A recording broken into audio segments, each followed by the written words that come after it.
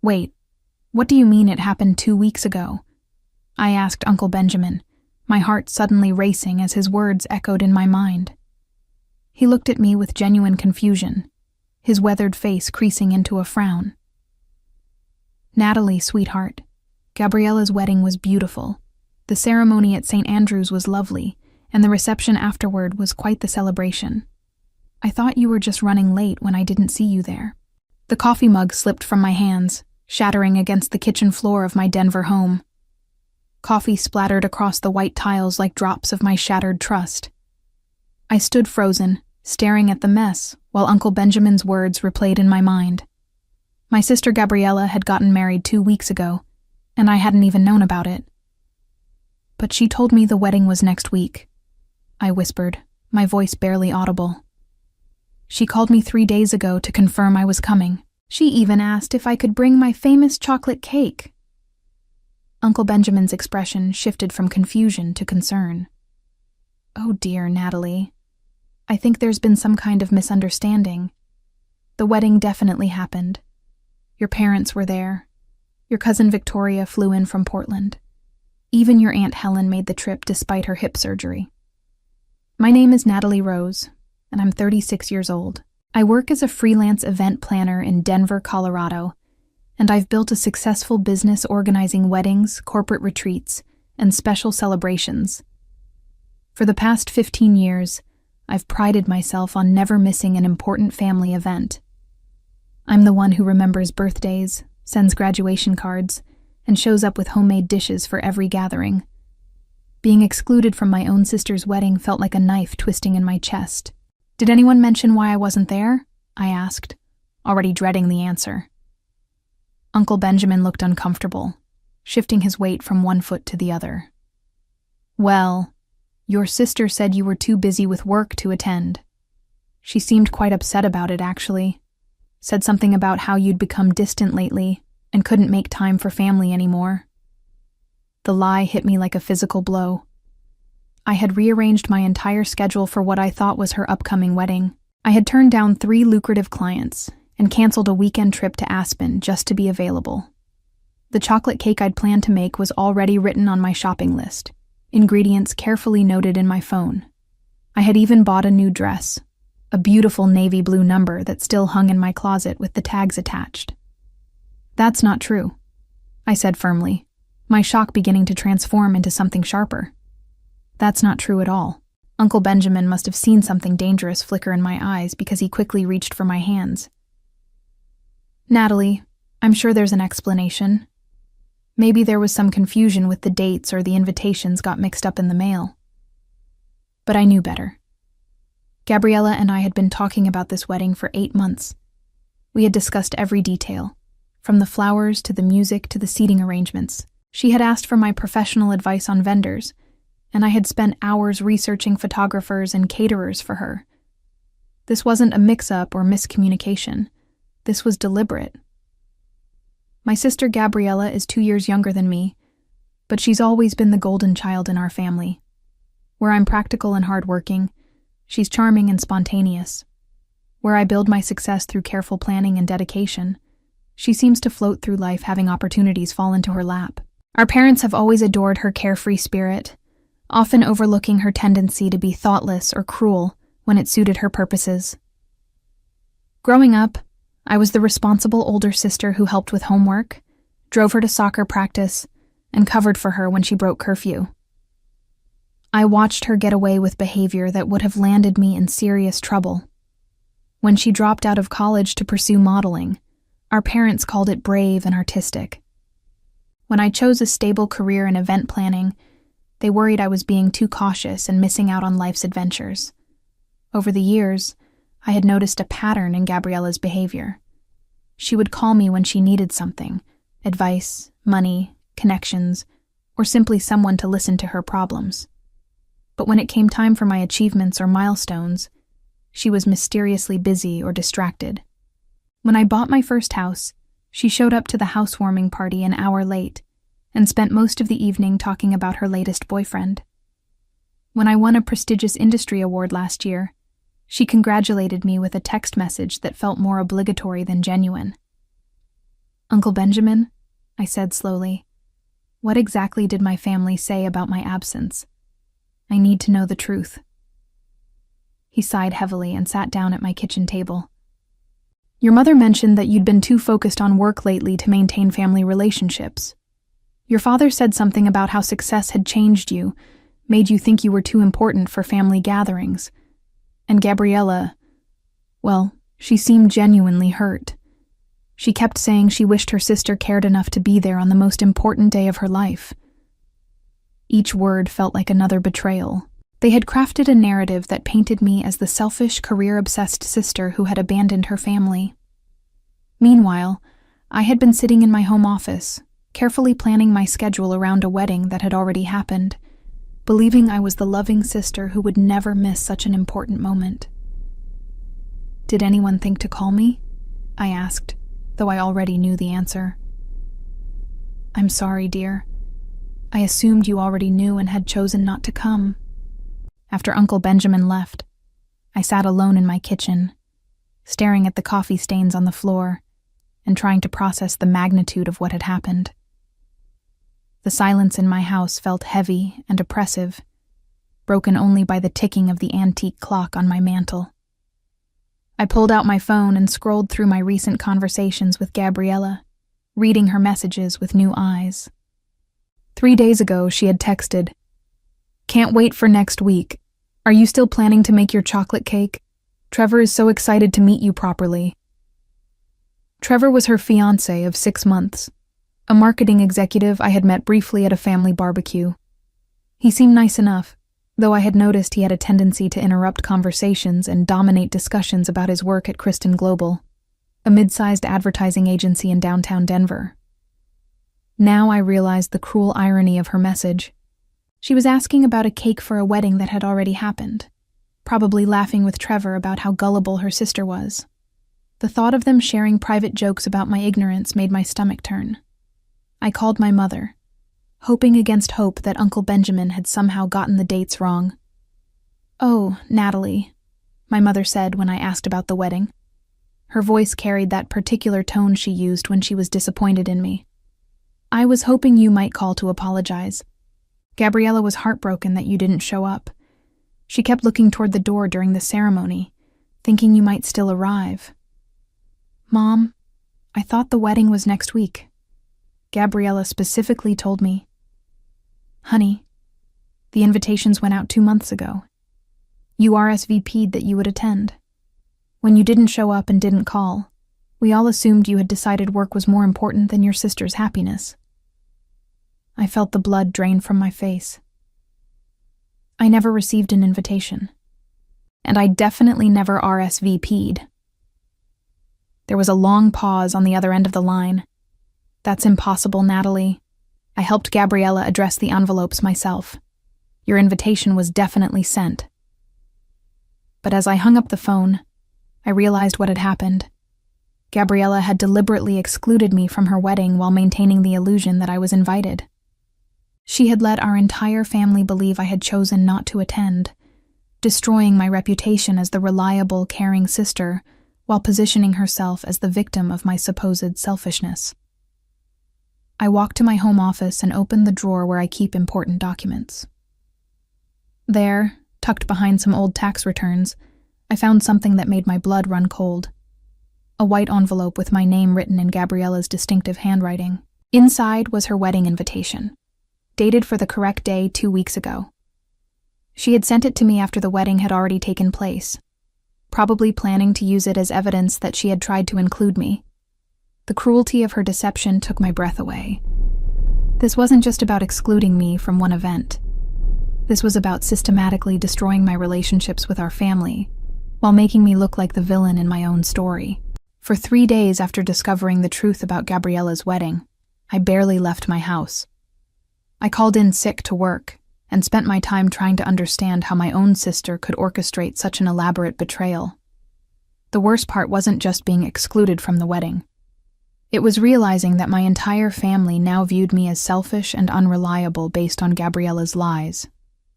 I started making phone calls to other family members, trying to gauge how much damage had been done to my reputation. The conversations were painful but revealing. Cousin Victoria from Portland told me she had specifically asked about my absence at the reception, and Gabriella had tearfully explained that I had become too successful to care about family anymore. Aunt Helen, despite her recent hip surgery, had made the effort to attend, because she thought it was important to support Gabriella during my abandonment. Each conversation confirmed that Gabriella had carefully constructed a narrative that painted her as the wronged party and me as the cold, career-obsessed sister who had outgrown her family. The sophistication of her manipulation was breathtaking. She hadn't just excluded me. She had used my exclusion as an opportunity to strengthen her position as the family's beloved daughter while casting me as the outsider.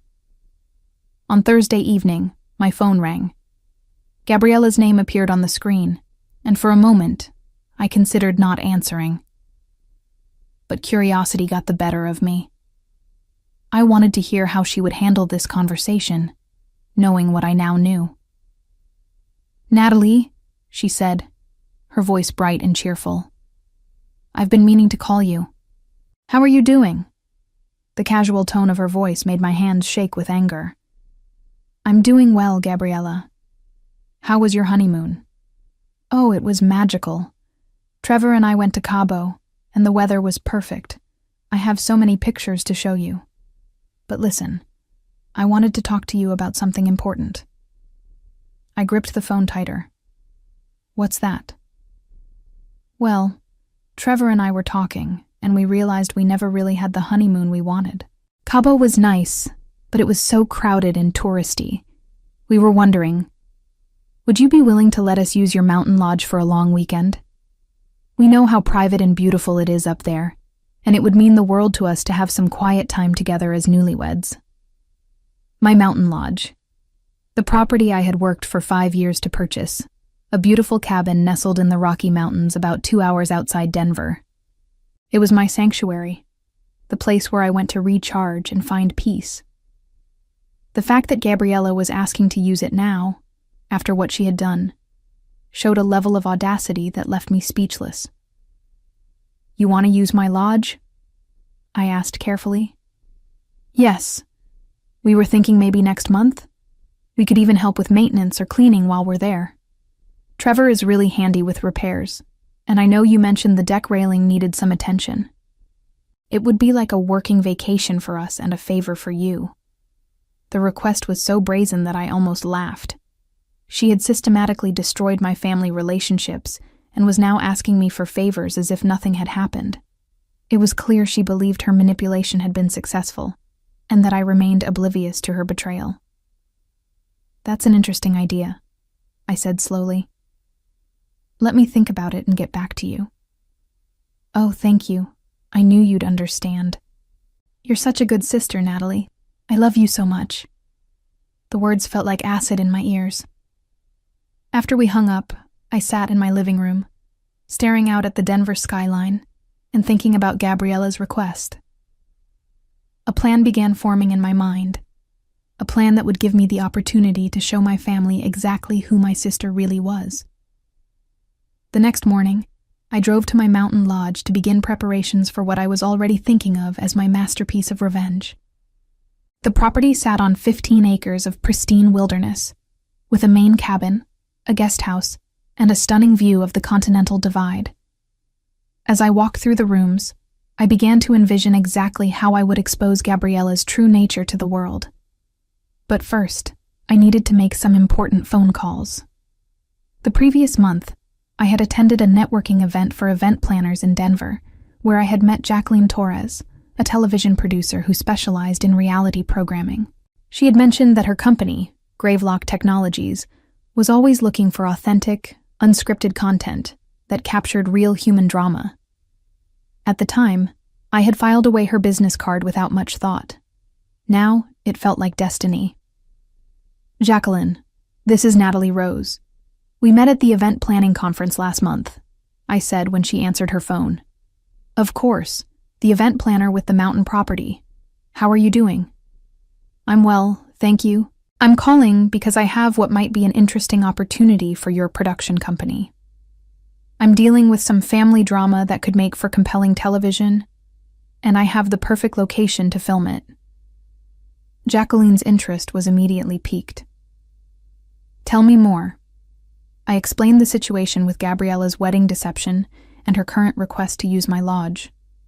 "I'm thinking about setting up cameras throughout the property and inviting not just Gabriella and her husband, but our entire extended family for what they think will be a casual reunion weekend.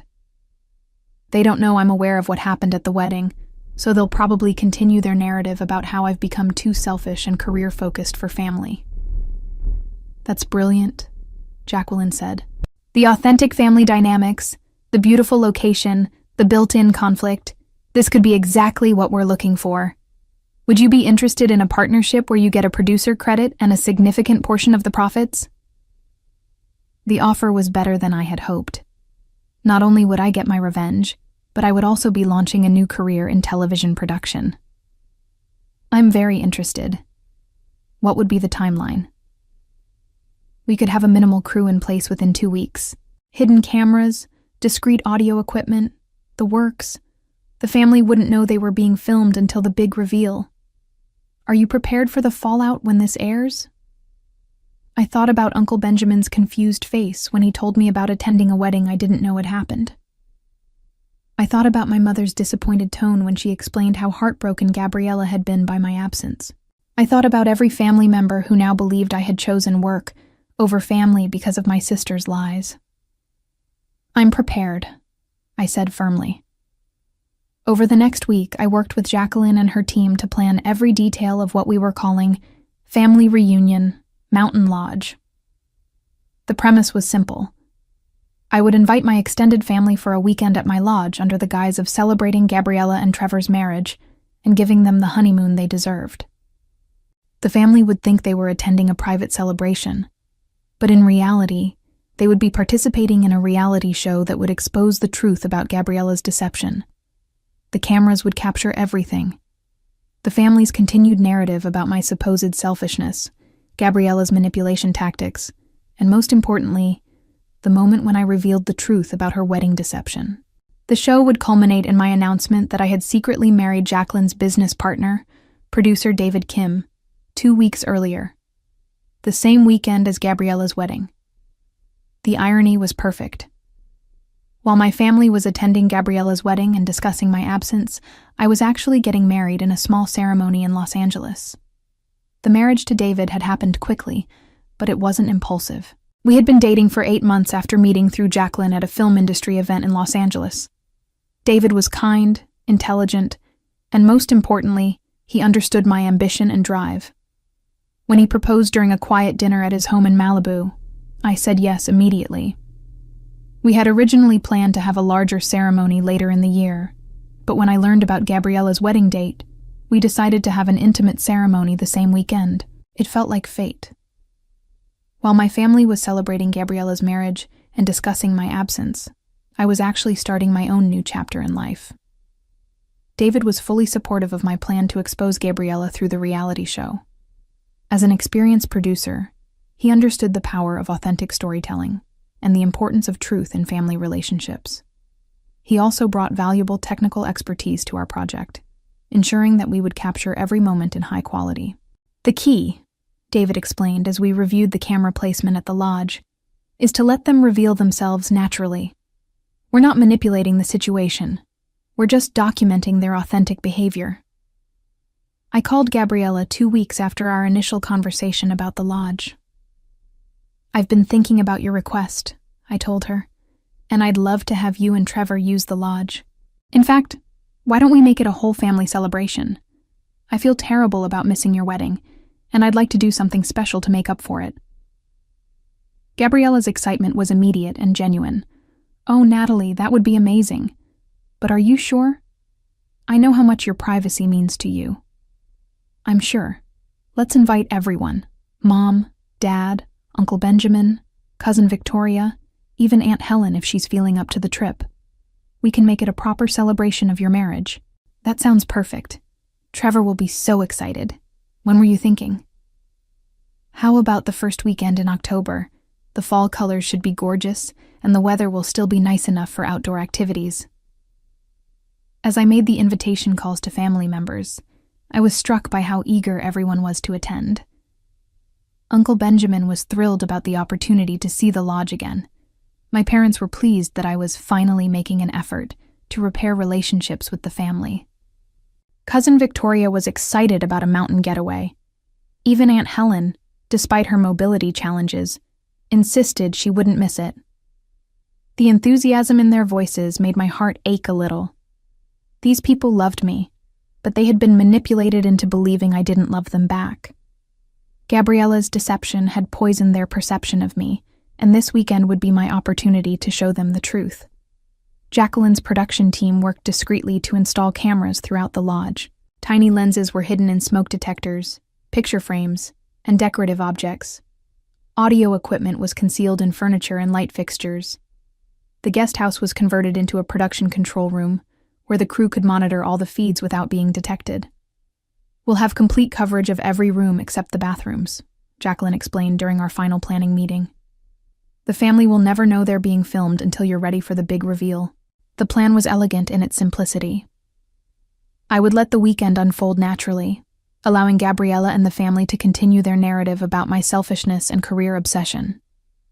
Then, during what they thought was a toast to Gabriella and Trevor's marriage, I would reveal the truth about her deception and announce my own marriage to David. Everything was ready. The stage was set for the most important performance of my life. The first weekend of October arrived with perfect autumn weather. The aspen trees surrounding my lodge had turned brilliant gold, and the morning air was crisp and clean.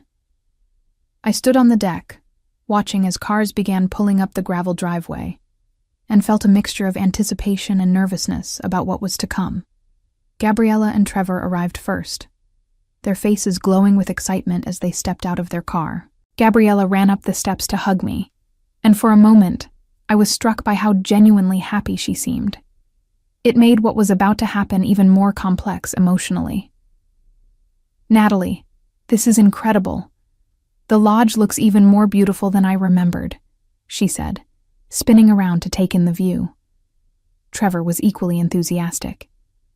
"This is amazing. Thank you so much for sharing this place with us. Gabriella told me how special it is to you."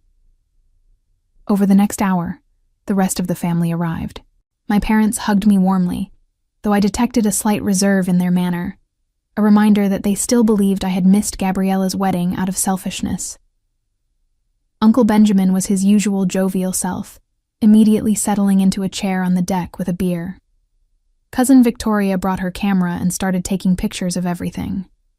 Even Aunt Helen, moving carefully with her walker, seemed delighted to be there. As we gathered for drinks on the deck, I watched my family interact with new eyes. I noticed how quickly the conversation turned to Gabriella's wedding, and how beautiful it had been. I observed the glances they exchanged when Trevor mentioned how sorry he was that I had missed it. I saw how Gabriella positioned herself as the gracious sister who held no grudges, despite being hurt by my absence. "I just want everyone to be together," Gabriella said at one point, reaching over to squeeze my hand. "Family is the most important thing in the world to me. I don't care about missed events or misunderstandings.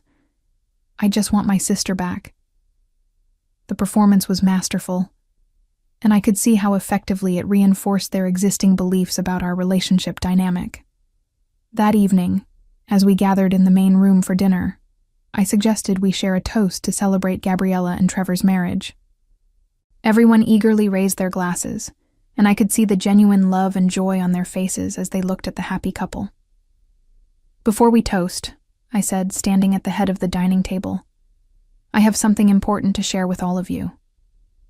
I pulled out my phone and opened the camera app, then connected it to the large television screen on the wall. The family looked curious but unsuspecting as I scrolled through my photos. 2 weeks ago, on the same day as Gabriella's wedding, something wonderful happened in my life too, I said. The room fell completely silent as wedding photos appeared on the screen. Images of David and me exchanging vows in a beautiful ceremony overlooking the Pacific Ocean. "I got married," I announced simply. The gasps and exclamations of surprise filled the room, but I wasn't finished.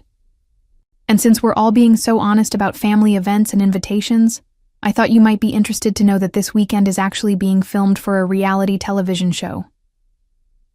As if on cue, Jacqueline stepped out from the kitchen where she had been monitoring the production, followed by David and several crew members with professional cameras. "Everyone, I'd like you to meet my husband, David Kim, and my business partner, Jacqueline Torres. For the past 2 days, your authentic family dynamics have been captured on camera for a show that will explore the complexities of family relationships and the consequences of deception." Gabriella's face went white as the full implications of what was happening began to sink in. The carefully constructed narrative she had built around my absence from her wedding was about to crumble on national television. The aftermath of the reality show's broadcast was swift and devastating for Gabriella and Trevor. The footage clearly showed their manipulation and lies, as well as the family's willingness to believe the worst about me without question. Gabriella's reputation in Denver's social circles was destroyed when the show revealed her calculating nature and deliberate cruelty. Trevor lost his position at Kristen Global when his employer saw how he had participated in the deception, damaging his professional prospects significantly. Their marriage, built on a foundation of shared dishonesty, began to crumble under the pressure of public scrutiny and mutual blame for the disaster. As I stood on the deck of my mountain lodge 6 months later, watching David set up his camera equipment for our next production project, I reflected on the journey that had brought me here. The pain of Gabriella's betrayal had transformed into something powerful and purposeful: a successful television production company, and a marriage built on honesty and mutual respect. Sometimes the most devastating betrayals become the catalysts for the most beautiful transformations, and I had learned that the best revenge is simply living well while refusing to let others rewrite your story.